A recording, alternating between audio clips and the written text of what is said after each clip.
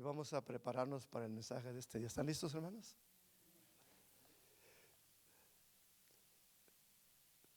Según la palabra de Dios de la última semana de Jesús en la tierra, una semana que es muy mencionada, le llaman la Semana Mayor, y estaba aconteciendo en los días de la Pascua de Israel, una fiesta muy nombrada. Y la Pascua de ellos significa la salida de Egipto. Y Jesús, en ese tiempo de la Pascua, en esa semana, cuando estaba Jerusalén lleno de gente, viene el momento cuando sus ministerios se cumplían, poco más de 3 años. Y es el momento preciso que es donde comienza la verdadera Pascua que habían esperado por muchos años. Por todo el Antiguo Testamento se necesitaba una Pascua eterna, una Pascua que iba a ser diferente a un cordero, un animalito, que en el Antiguo Testamento estoy hablando de Éxodo, pero también estoy hablando de la antigua serpiente, Satanás, que el Señor le dijo que le iba a pegar en la cabeza.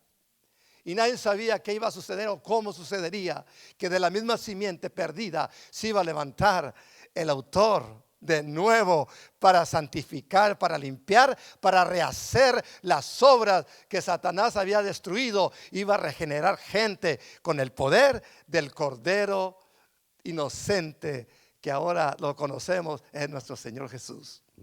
Hermano, y póngase de pie, vamos a comenzar. ¿Cuántos están contentos? Abra su Biblia en Juan 1:29. Y el título de este mensaje es: He aquí el Cordero de Dios. Amén. Juan 1:29.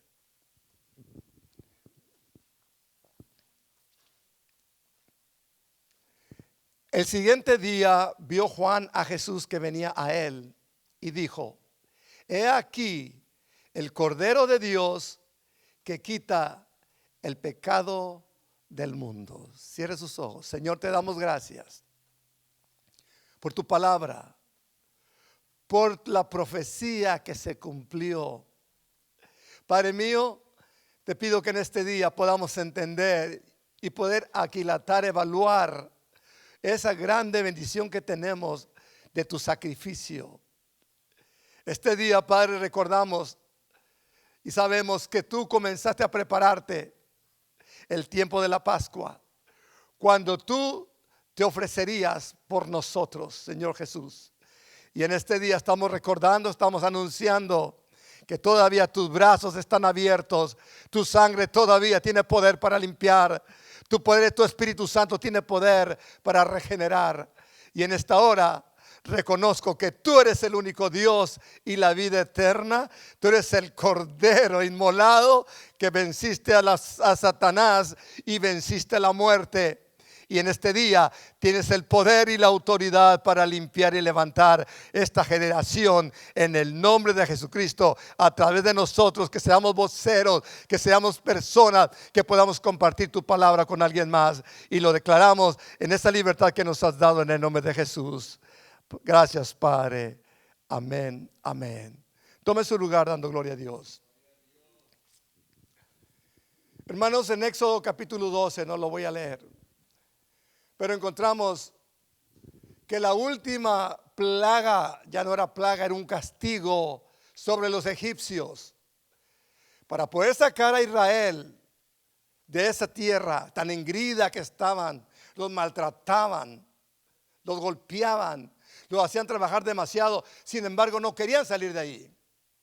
Entonces, así está el mundo los golpea a las personas, las destruye, pero quieren estar ahí. El mundo representa a Egipto. Y en este tiempo la iglesia está predicando de las que salgan de Egipto, para que Dios los reciba y los levante en una eterna morada en su vida. Pero la predicación viene sobre este asunto. ¿Qué se necesitaba para que la muerte que iba a venir sobre los egipcios no pasara sobre los hijos de Jacob, sobre los hijos de Israel? ¿Qué se necesitaba? Dios le dijo a Moisés, capítulo 12, no, voy a leer nomás un versículo 3 del capítulo 12, que iban a traer un animal limpio, y lo va a decir aquí: el animal será sin defecto, macho de 1 año, lo tomaréis de las ovejas o de las cabras. Entonces, este animal, este cordero que estaba pidiendo el Señor, de 1 año, perfecto, sin defecto alguno, de seguro venía representando algo. Venía representando la vida para Israel. La libertad que iba a llegar a través de la sangre de ese cordero. Con esa sangre de ese cordero iban a poner sobre los dinteles de las puertas. ¿Qué significa este día? Significa Pascua. La Pascua significa Passover, pasar por arriba.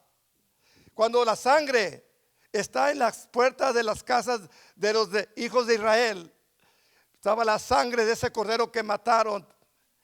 Y el ángel heridor que venía a Egipto miraba la sangre sobre los dinteles de las puertas. Decía el ángel: ahí está la sangre del cordero.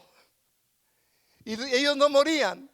Pero cuando pasaban también para Egipto, por el resto de la ciudad, todo primogénito era herido de muerte. Los hijos de Israel tenían bendición, tenían alegría, porque había llegado el momento de irse.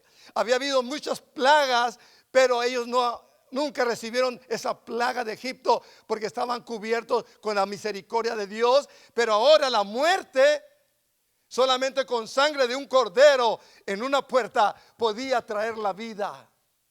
Y de esa parte este día, hermanos, yo quiero hablar a usted sobre esta parte de lo que es las llagas, la sangre de Jesús. ¿Por qué es tan importante? Le voy a explicar algo muy interesante aquí. El sacrificio de Jesús va mucho más allá de un pensamiento. Va mucho más allá de una celebración. ¿Por qué? Porque el cordero que enseguida llegó para limpiar los pecados de esa ley que puso el Señor en el Sinaí sobre los sacrificios, sobre el pecado. Esos animalitos morían, por eso se llama cordero. ¿Por qué? Porque un cordero no tenía la culpa. Un cordero es un animalito que solo ofrecía su sangre. Y les voy a hablar nomás poco, porque es importante que ustedes tengan una idea perfecta de lo que es el sacrificio. ¿Qué sucedía con el sacrificio de los animalitos? Le voy a decir algo, y es bíblico, que el animalito limpiaba ciertas cosas. La sangre, cuando se llevaba allá, donde se esprayaba la sangre, se rociaba la sangre para el pecado del pecador, solo perdonaba pecados que no eran muy fuertes. Los pecados muy fuertes, el hombre tenía que pagar por su vida. Y lo voy a leer porque me interesa mucho que usted este día se lleve en su mente palabra y puede apuntar las citas. Más después va a estar en YouTube, lo puede escuchar. Pero este día yo quiero que usted entienda qué tan agradecidos somos. O nomás vacaciones, o nomás fiestas, lo que querramos, ¿eso significa Pascua? No. Este día yo quiero invitarlo para que usted reflexione conmigo que es mucho más allá de un favor tan grande y excelente que Dios haya dado a su Hijo unigénito para que todo aquel que en Él cree no se pierda, mas tenga vida eterna. Ahí está la clave. Y vamos a comenzar con esto. ¿Qué no limpiaba? ¿Qué pecado no limpiaba? El cordero. Ya no estamos hablando del cordero que mataron o que sacrificaron el día de su salida. Comieron la carne de ese cordero con hierbas amargas. Hay mucho significado, pero a mí lo que me interesa este día que usted entienda qué es el cordero de Dios. Voy a hablar sobre algunas cosas. La palabra se llamaba lipidación o apedrear a alguien. Deuteronomio 21, 22 y 23 dice, entre las leyes de lo que no perdonaba, la sangre del cordero, que se ofrecía en un altar y la sangre se rociaba también. ¿Qué es? Esa sangre que se entraba cada año y se ponía sobre la plataforma de la arca donde estaban los querubines, el propiciatorio, que se llama propiciatorio. Ahí estaban los querubines inclinados, esos que eran de metal de oro, con sus alas extendidas hacia adelante. Ahí se rociaba la sangre. Una vez por año entraba el sumo sacerdote allí y rociaba esa sangre para la limpieza de los pecados. Pero hay pecados que no limpiaba. Y aquí es donde Jesús tiene que ser el Cordero único que puede entrar a la eternidad, a la presencia de Dios con su propia sangre. Y aquí dice Deuteronomio 21, versículos 22 y 23. Si alguno hubiere cometido algún crimen digno de muerte y lo hiciere morir y lo colgareis en un madero, no dejaréis que su cuerpo pase la noche sobre el madero. Sin falta lo enterrarás el mismo día, porque maldito por Dios es el colgado, y no contaminarás tu tierra que Jehová tu Dios te da por heredad. Este mandato era para Israel, para esos pecados, y los voy a comenzar a describir. Pero la gente usó el mandamiento y usó gente con testigos falsos para matar al justo también. Entonces, esta palabra que ustedes van a escuchar este día va mucho más allá de lo que usted puede creer. Mire, en primer lugar, la idolatría. La idolatría no tenía un perdón. Aquí vamos a leer Deuteronomio 13, 6 al 11. Dice, si te incitare tu hermano, hijo de tu madre, o tu hijo, tu hija, tu mujer o tu amigo íntimo, diciendo en secreto, vamos y sirvamos a dioses ajenos que ni tú ni tus padres conociste, de los dioses de los pueblos que están en vuestros alrededores, cerca de ti o lejos de ti, desde un extremo de la tierra hasta el otro extremo de ella. No consentirás con él, ni le prestarás oído, ni tu ojo le compadecerá, ni le tendrás misericordia, ni lo encubrirás, sino que lo matarás. Tu mano alzará primero sobre él para matarle, y después la mano de todo el pueblo. Le apedrearás hasta que muera, por cuanto procuró apartarte de Jehová tu Dios, que te sacó de tierra de Egipto y de la casa de servidumbre, para que todo Israel oiga y tema y no vuelva a hacer en medio de ti cosa semejante a esta.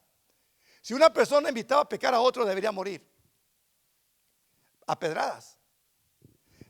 Ahora vamos a ir sobre otra parte. Los que buscaban el ocultismo, que le lean las cartas, que hagan esto y lo otro. Dice Levíticos 20, 27.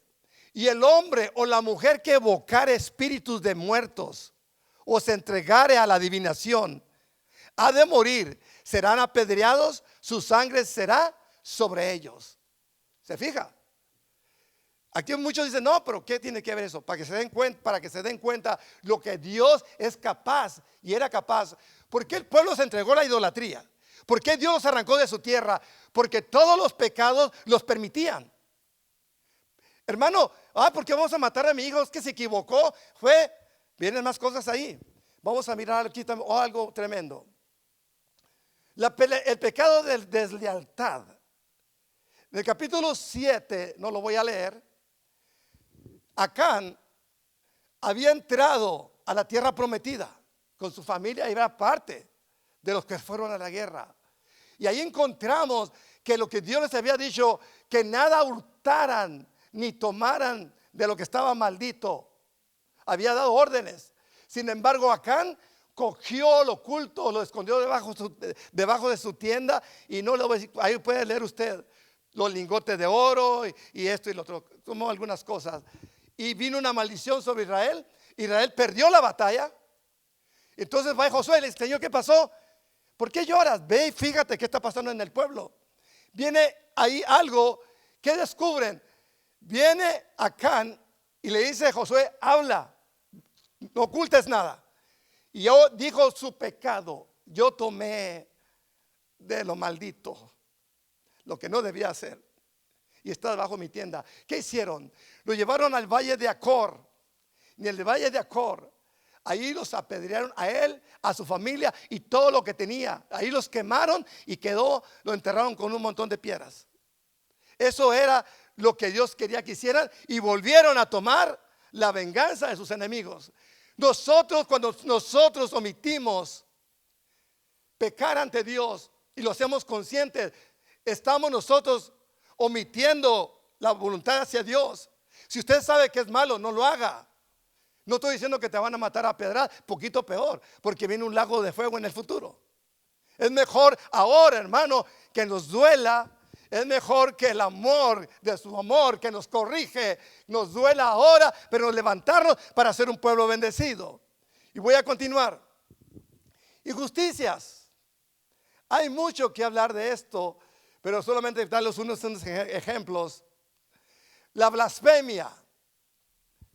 Levítico 24:16. Y esta parte es muy interesante, porque a Jesús lo acusaron de blasfemar. Y a Jesús le pusieron testigos falsos. Y lo vamos a mirar. Nos gozamos en la Pascua. Ay, pastor, pues qué bonito predicar. Siempre estoy predicando de la entrada triunfal, de que lo vamos a mencionar un poquito. Pero lo importante de este día, hermano, estamos en un mundo maldito, porque Satanás, el rey de los aires, que tiene gobernando al mundo, que no conoce a Dios, viene y ataca. Aún a los hijos de Dios los ataca. Pero nosotros estamos hablando esta mañana la bendición de la iglesia de Éfeso, porque Dios le dice: si no te arrepientes, voy a quitar tu lámpara, la voy a mover. Dios no quiere mover la lámpara de su lugar, quiere que usted y yo alumbremos, pero que nos limpiemos, que nos levantemos para que su nombre sea glorificado, porque Él es digno de honra y de gloria. Y el pueblo de Dios está creado, fuimos creados para adorarle, para servirle, para amarle y ser a Él una iglesia bendecida, que se refleje en nosotros Él. Entonces aquí viene Levítico 24:16. Y el que blasfemare el nombre de Jehová ha de ser muerto. Toda la congregación lo apedreará, así al extranjero como al natural. Si blasfemare el nombre, que muera. ¿Qué decían aquellos judíos? Que muera, su sangre sea sobre nosotros, que muera. Porque decían que había blasfemado, y vamos a mirar qué es la blasfemia que este pueblo estaba acusando. Entonces vamos a entrar a las injusticias y abusos cuando se aplicaban las leyes de Dios. Miren, Jesús lo dijo antes que lo crucificaran. Y esta parte es muy importante, porque Él apenas iba a ir a la cruz. En Mateo 23, 34 al 36 dice: por tanto, he aquí yo os envío profetas y sabios y escribas, y de ellos a unos mataréis y crucificaréis, y a otros azotaréis en vuestras sinagogas, y perseguiréis de ciudad en ciudad. ¿No le suena esto a usted algo? Jesús todavía no iba al Calvario. Estaba a final del tiempo. ¿Qué iba a hacer Él? Le estaba diciendo que Él iba a levantar. No le estaba diciendo cómo. Ya había dicho que iba a morir, que iba a ser juzgado, que iba a entregar su vida. Nadie le entendía. Decían que estaba loco. El que no tome mi sangre no puede ser salvo. El que no coma mi carne no tiene comunión conmigo. Este está loco. No sabían de qué sangre ni qué carne representaba el Cordero de allá del Éxodo, que salva, que redime, que da libertad, que con su sangre dio vida. Y también aquí está diciendo: ustedes van a mirar que voy a levantar. ¿Por qué lo voy a decir así? Él lo va a decir aquí. Dice, para que venga sobre vosotros toda la sangre justa que se ha derramado sobre la tierra. Desde la sangre de Abel, el justo. ¿Cuántos saben la muerte de Abel? Caín lo mató. Se va a vengar esa sangre. Fíjense nomás. Desde Abel el justo hasta la sangre de Zacarías, hijo de Berequías, a quien matasteis entre el templo y el altar. Un profeta murió entre el templo y el altar. Así era su odio contra los que profetizaban la verdad. ¿Cuántos odian ahorita a los que estamos hablando la verdad? ¿Por qué? Yo no escribí la Biblia. Yo no la inventé. Dios está hablando de una transformación, pero no la hace automáticamente porque yo te digo, sálvame. Ya, no.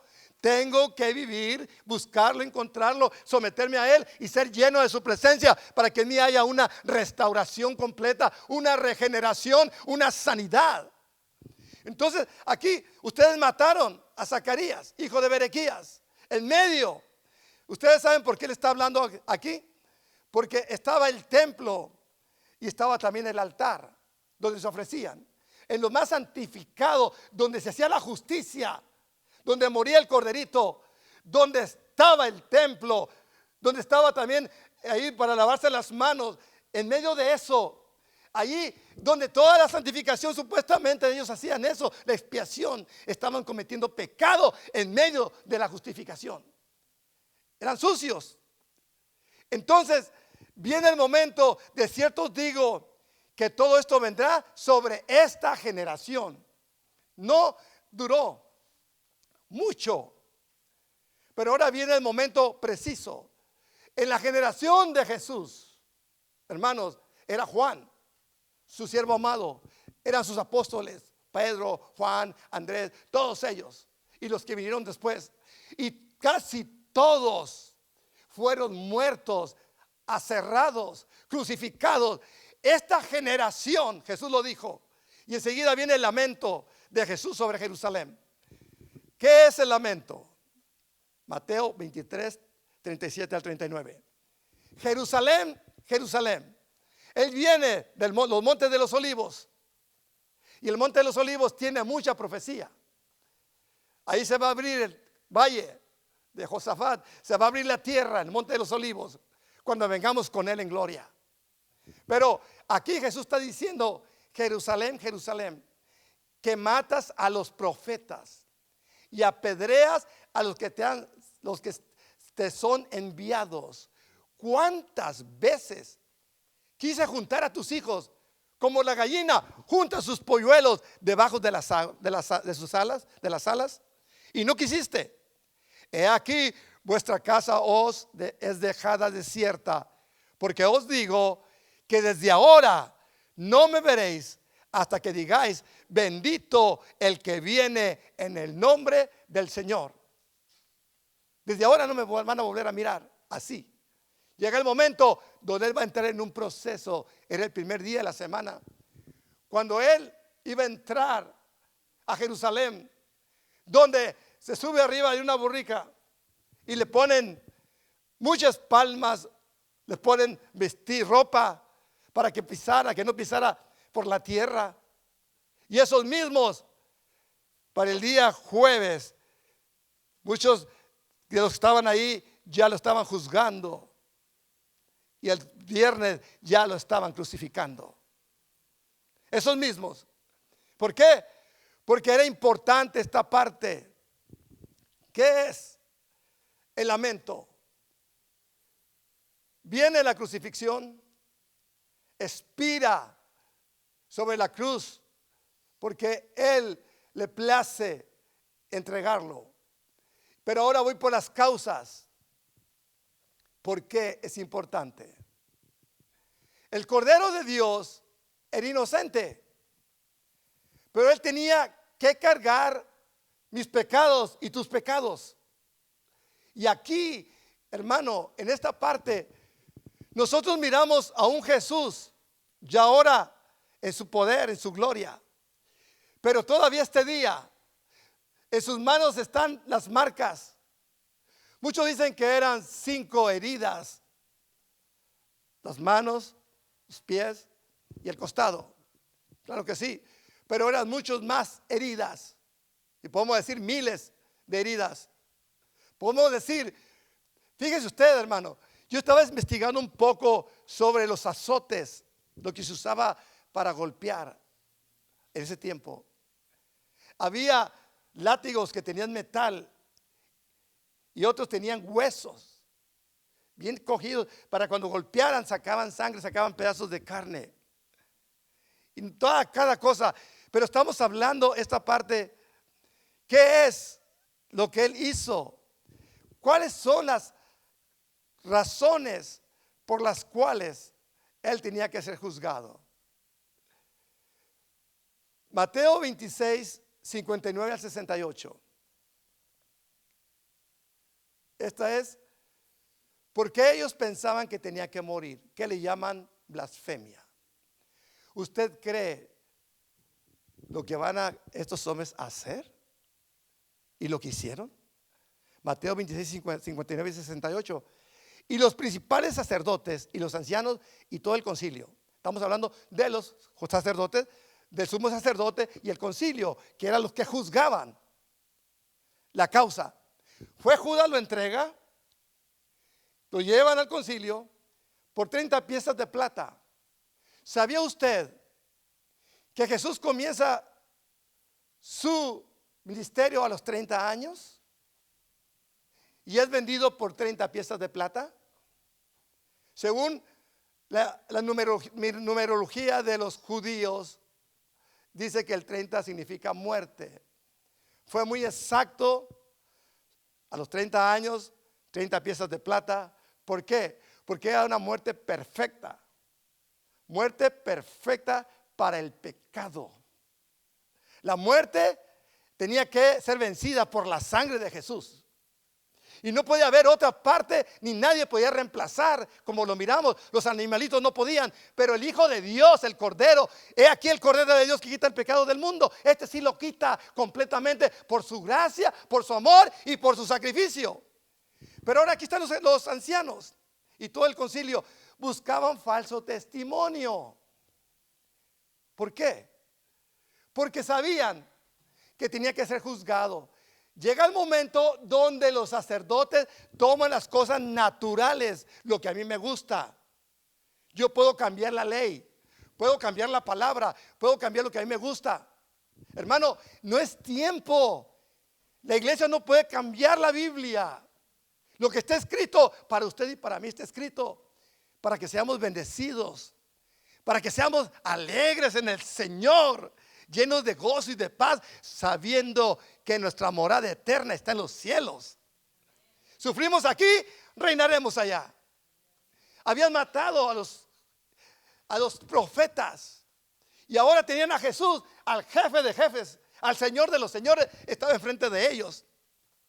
Y Jesús por eso les decía sepulcros blanqueados, porque eran injustos. Y una de las injusticias más grandes, tenían testigos falsos. Y no ya, dice, contra Jesús, dice, no encontraron. Buscaban falso testimonio contra Jesús para entregarle a la muerte y no lo hallaron. Aunque muchos testigos falsos se presentaban, pero al fin vinieron 2 testigos falsos. Fíjese este proceso. Y dijeron, este dijo, puede derribar el templo de Dios y en 3 días reedificarlo. Fíjese, no entendían de qué templo les estaba diciendo. Le está hablando de 2 templos. Él podía, y destruyeron el templo de Israel. ¿Se recuerdan? El año 70. Y le dijo a sus discípulos que iba a ser destruido. Y ahora también está diciendo la entrada triunfal, hasta que ustedes me digan, bendito el que viene en nombre del Señor.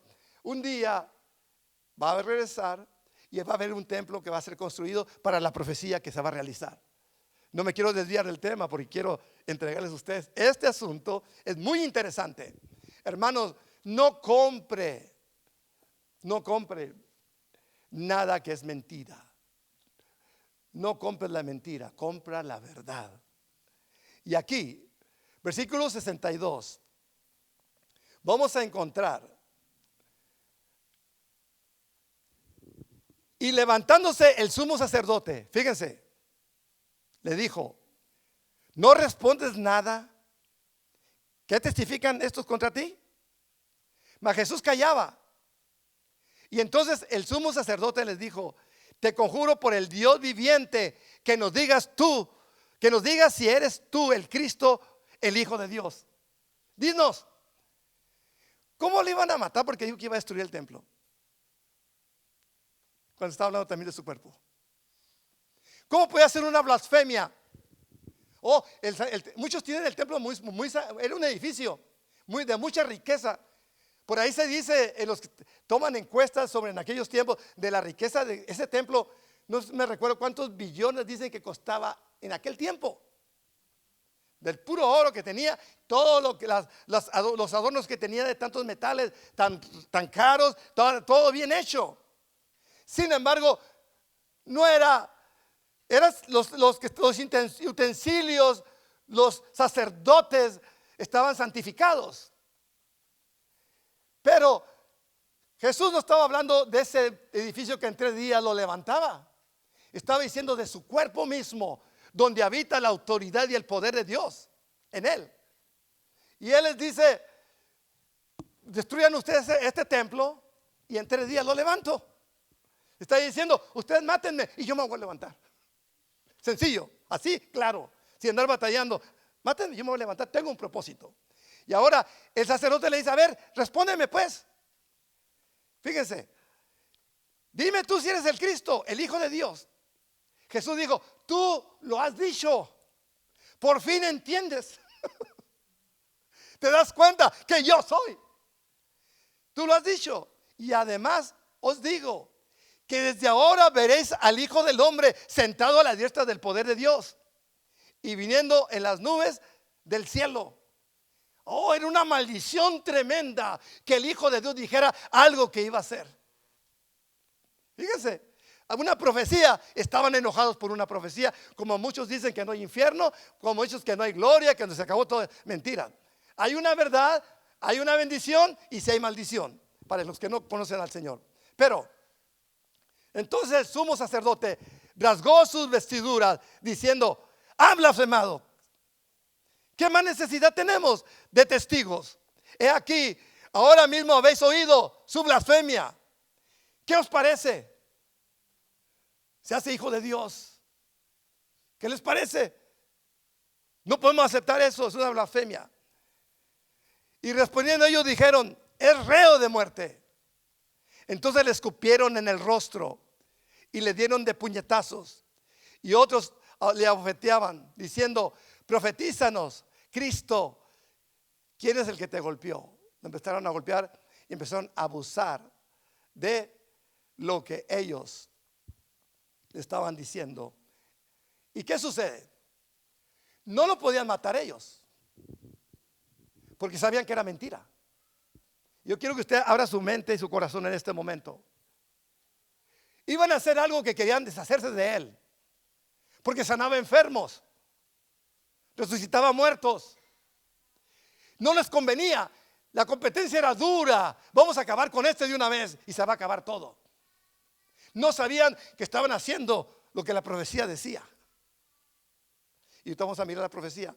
Entonces tuvieron que llevarlo ante una autoridad civil, ante una autoridad gubernamental. Y en ese tiempo el Imperio Romano, donde César Augusto era la cabeza, y aquí estaba Pilatos. Vamos a llevarlo con Pilatos, porque lo vamos a decir, lo vamos a hacer enojar. Vamos a decirle lo que está haciendo este individuo. Nos ofende a nosotros y vamos a usar nuestra terminología. Cristo, Rey. Vamos a decirle que este se la pasa diciendo que es el Rey. Vamos a abrir la Biblia en Lucas 23, 1 al 5. No, el pastor dijo, pues no, la Biblia lo dice, no lo digo yo. Lucas 23, 1 al 5. Levantándose entonces toda la muchedumbre de ellos. ¿Quiénes son ellos? El Sanedrín y los demás que estaban con ellos, los otros sacerdotes y personas que estaban asociadas. Llevaron a Jesús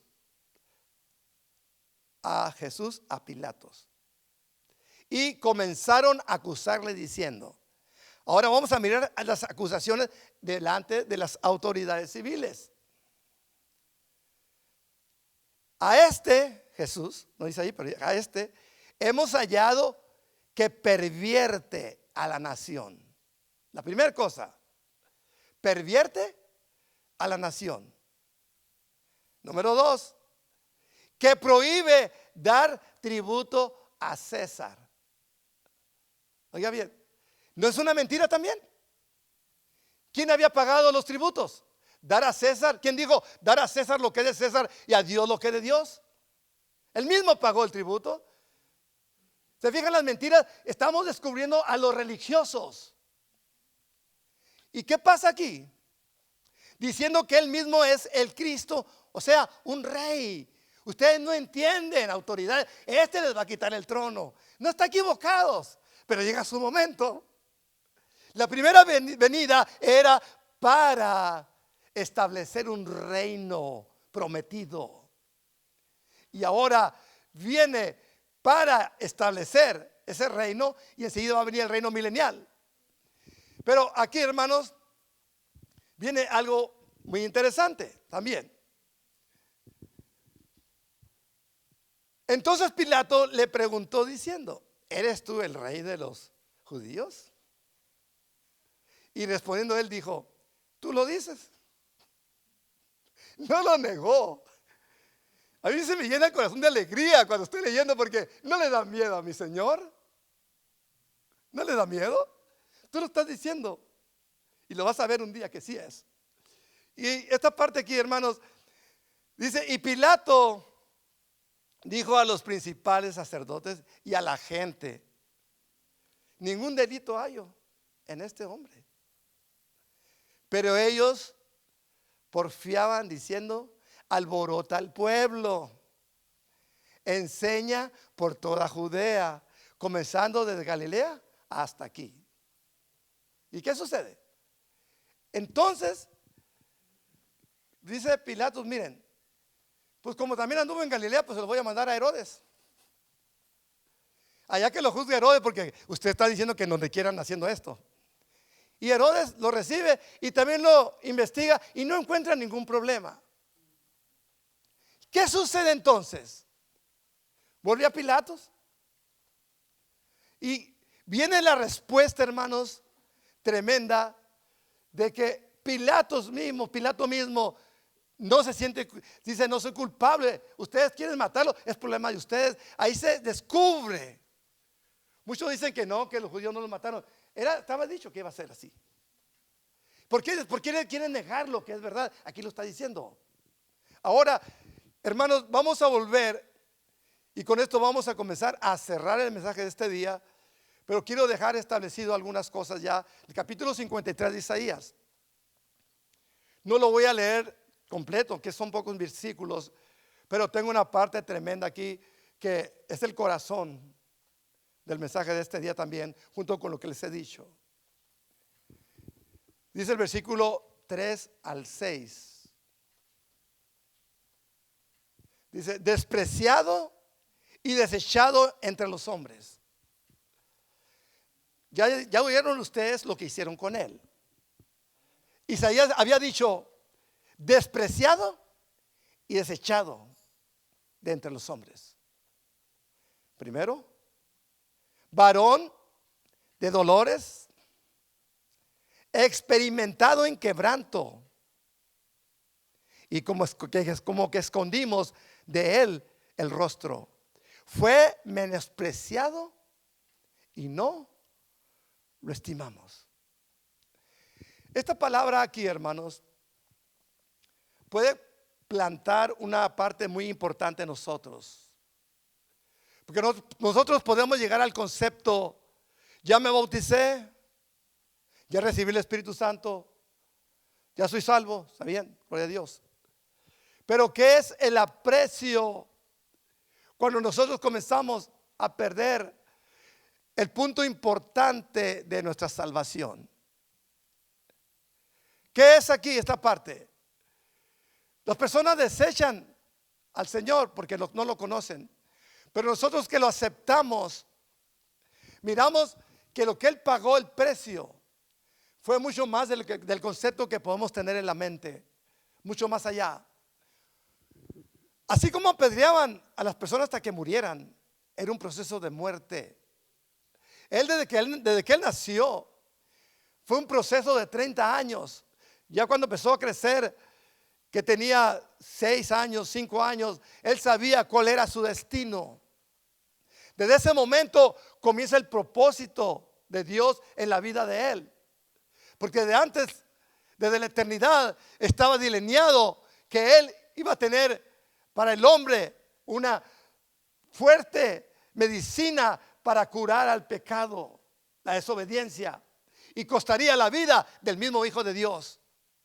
Y cuando Jesús va creciendo, desde ese momento su sufrimiento era real. Y él hablaba. ¿Y quién dice que no sentía? Una noche, la misma noche de que cuando lo iban a tomar preso, todavía en esa noche oró y él todavía dice: si es posible que pase de mí esta copa, Señor, hágase tu voluntad, pero no la mía. ¿Por qué estaba él afligido? Porque su carne no quería padecer más. Tantos insultos, tantos problemas con los sacerdotes, con las personas que no lo conocían, que no lo aceptaron porque era el Hijo de Dios. Sin embargo, él fue fiel a su trabajo porque es el Dios encarnado, fue el hombre perfecto, el siervo perfecto. Dice Filipenses que se despojó a sí mismo, siendo la autoridad, teniendo todo el poder para hacer las cosas, se humilla a él mismo para poder entrar en ese proceso de dolor, aumentar ese dolor. Y en este momento, nosotros como iglesia, ¿cuánto apreciamos esos días, esos años que Jesús se preparaba? Él lloró, él se afligió, miró a Jerusalén, que un día iba a ser destruida, que iba a ser castigada, porque en Jerusalén estaba la cuna, estaba el templo, estaba donde se predicaba, donde se enseñaba, donde se sacrificaba. Sin embargo, ellos mismos estaban mintiendo. ¿Cuántas veces mintieron en el Antiguo Testamento? Hay infinidad. Yo estuve buscando en la Biblia muchas partes. Aún personas en el libro de los reyes que un rey puso testigos falsos para quedarse con una propiedad. Y así muchas injusticias. Se llevaban juicios hechos por medio de comodidad, de impresión de quién eres tú, quién soy yo. Y no se me hace una cosa nueva, porque en nuestros días los cristianos nos llevamos por impresión. ¿Qué me gusta? ¿Qué no me gusta? Todos queremos una iglesia a nuestro gusto. Lo siento, hermanos o amigos, porque en realidad la iglesia no es mi gusto. Es el gusto del Todopoderoso, que estableció un pacto eterno con nosotros. Y Él tiene un sistema en la iglesia, approach, para tomar esas palabras que Él nos ha propuesto para que cambiemos nuestra vida. Mire, la iglesia que está luchando es la que no es transformada. La iglesia que es regenerada y cada día está luchando, esa iglesia se permanece fiel, no se dobla. ¿Por qué? Porque el Espíritu Santo es nuestra fortaleza. El gozo que produce el Espíritu Santo, el amor, el gozo, la paz, la paciencia, la benignidad, la bondad, la fe, la mansedumbre y la templanza son frutos que solo el Espíritu Santo puede hacer en nosotros. Yo no puedo cambiar su mente. Pero si tú vienes a Jesús humillado y dices: Señor, me duele mucho lo que tú hiciste por mí, fue tu sacrificio grandísimo, poderoso. Tú te humillaste ante los reyes, podía haber declarado muerte sobre ellos. Pero no, Él dijo: perdónalos, Padre, porque no saben lo que hacen. Iglesia, despierta. Enamórate de ese sacrificio, enamórate del Señor, porque Éfeso había olvidado su primer amor y por culpa de ese olvidadizo de su amor estaba a punto de ser sacado. Sin embargo, ahora, hermano, creemos que la tenemos hecha. No, hermano. Cada día yo también lucho, tú luchas, pero levántate con gracia, con poder. No te importe lo que el mundo diga o que lo que tú te esté pasando. Tú levántate en el nombre de Jesús, porque tenemos un Señor poderoso que tiene misericordia. No te va a coger a pedradas. No. La mujer adúltera debería de morir y la llevaron a Jesús. Otro problema más. Vamos con el maestro para tomar otro poquito para condenarlo, encontrar algo. La llevaron. Jesús, encontramos a esta mujer en el mismo acto, pecando, fornicando. Y la ley dice que tal persona muera a pedradas. Bueno, Jesús se inclinó, escribió en tierra. Ya que se levantó, dijo, primero le digo, el que usted esté limpio, comience. Los conocía. Sabían que eran mentirosos, que eran falsos. ¿Y qué dijo? Pues ¿saben qué? Ahora llegó la gracia. Y ya, a ver, empiece el que está limpio, empiece. Pobrecitos, quedaron en vergüenza. ¿Por qué les dio miedo? Porque sabían que en él habitaba el Dios Todopoderoso. Muchos saben que nosotros tenemos a un Cristo vivo, que tenemos la palabra viva. ¿Pero qué no creen? Porque no quieren. Oh no, yo soy feliz aquí. Sé feliz por unos cuantos años. Los Dios que Dios te dé de vida. Pero al fin vas a fijarte que no es como tú pensabas. No, aquí. Por eso dice, la palabra dice, despreciado y desechado. ¿Cuántos desechan? ¿Cuántos desprecian a Jesús todavía? Varón de dolores. A él le duele el corazón, hermano, cuando alguien está sufriendo. Él pudiera sanar inmediatamente, pero él quiere que se humille la persona como él se humilló. Si ustedes saben que él se humilló y él pudo, también nosotros podemos humillar nuestra carne y aceptar nuestra verdad y ser levantados para una nueva dimensión que Dios quiere que tengamos para servirle con un corazón abierto hacia él. Que se abran los cielos. Cantamos que se abran los cielos. Sí, queremos que se abran las ventanas, que se abran. Pero ¿cómo? Humillándonos, presentándonos a él con manos limpias, corazón limpio. Hermano, que te purifique, que nos purifique el Señor cada día. Si no estudiamos la palabra, ¿cómo nos va a purificar? Si no oramos, ¿cómo vamos a ponernos de acuerdo con él? Si no nos acercamos a él, ¿cómo podemos recibir su espíritu, su presencia? Entonces, no hay que menospreciar al varón de dolores, experimentado en quebrantos, y como que escondimos de él el rostro, fue menospreciado y no lo estimamos. Ciertamente, él llevó nuestras enfermedades y sufrió nuestros dolores. Hermano, no te preocupes, él ya sabe lo que sientes, sabe lo que yo siento, él sabe. Y nosotros lo tuvimos por azotado, por herido de Dios y abatido. Oh, pobrecito, lo golpearon. ¿Por qué le hicieron eso? Oh, pobrecito, se murió. Sí. Y luego resucitó. Ah, qué bueno que resucitó. Así, pasivamente. Oh, pues está bien. Pues vamos a orar. No, yo no. Pues yo fui. Qué bueno que fue, qué bueno que adoraste. ¿Qué vale la pena? ¿Qué vale, Señor? ¿Cuánto vale para ti? ¿Cuánto vale? Él llevó nuestras enfermedades, sufrió nuestros dolores, y nosotros lo tuvimos como azotado por herido de Dios y abatido.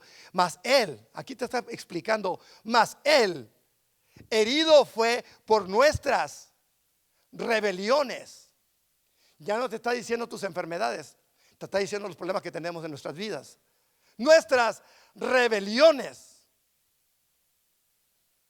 molido por nuestros pecados. Oh, la primera parte que bien se oye. Oh, nos llevaste a nuestras enfermedades, sáname. Y en este momento, hermanos, muchas personas están en el momento nomás, quiero esto, y quiero esto, hasta ahí. Ah, pero no se queda aparte, dice, mas el herido fue por nuestras rebeliones. Oh, llevó todo, pero fue molido.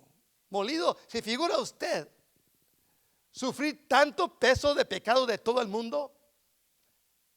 Sí, con 2 galones, uno en cada mano, ya vamos batallando.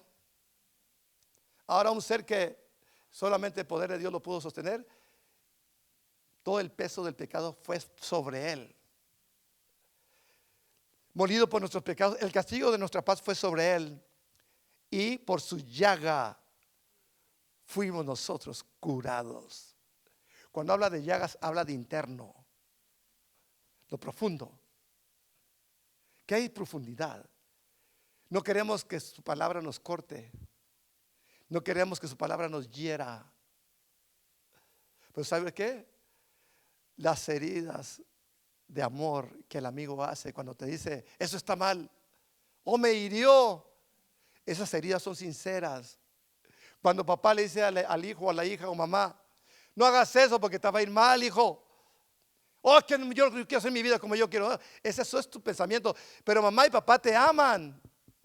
Así como Dios nos ama y nos hieren las palabras de consejo, nos hieren las palabras de reprensión, pero son heridas de amor, heridas porque amamos. Dios quiere que el hombre sea herido, pero con su palabra que lo limpie, que lo levante, que le dé limpieza para que sea aceptado en su presencia.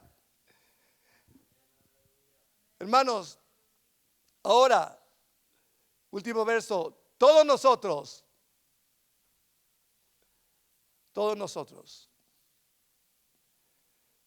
hemos recibido curación por sus llagas, todos.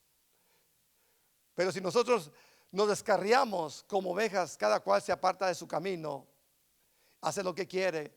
En aquel tiempo se fueron, lo dejaron, cada quien agarró su camino. Mas Jehová cargó en él el pecado de todos nosotros. Los levitas, los sacerdotes, cada quien cogió su camino. Pero aquellos que lo aceptaron, la primera iglesia es en Jerusalén, levantada. Hermanos, la iglesia de este día, tú y yo, si amamos a Dios, ¿qué va a suceder si yo me lleno de palabra? Usted se llena de palabra. Llenamos de Espíritu Santo, oramos con su presencia. ¿Qué va a suceder? Va a llegar el momento que esa agua va a comenzar a derramarse. La palabra va a comenzar a cambiar corazones.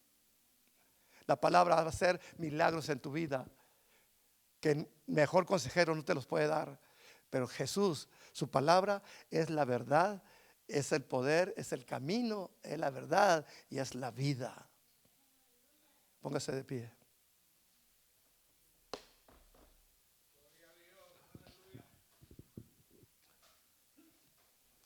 Gloria a Dios.